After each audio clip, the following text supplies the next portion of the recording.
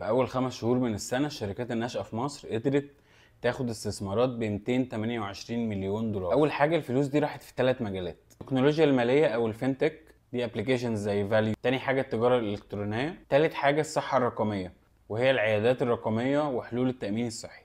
المستثمرين دايما بيدوروا على حاجات اول حاجه يكون فيها نمو سريع، تاني حاجه يكون فريقك فاهم السوق، تالت حاجه الموديل بتاعك يكون سكيلبل قابل للتوسع، ورابع حاجة ان انت تكون بتتعامل بشفافية والتزام وانك قد كلامك. الفكرة ان احنا عندنا في مصر شباب قوي جدا، شباب عنده افكار حلوة قوي، بس قليل قوي اللي بيقدر يوصل لمستثمر، قليل قوي اللي فاهم ازاي يوصل لمستثمر. لو انت عندك مشروع ولسه بتدور على التمويل الاولي، فانت تقدر تروح تشترك في حاجة زي فلات 6 لاب، اي او سي فينتشرز.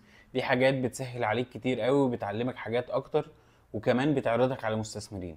الفكرة ان احنا في 2025 الفلوس موجودة بس مش لأي حد.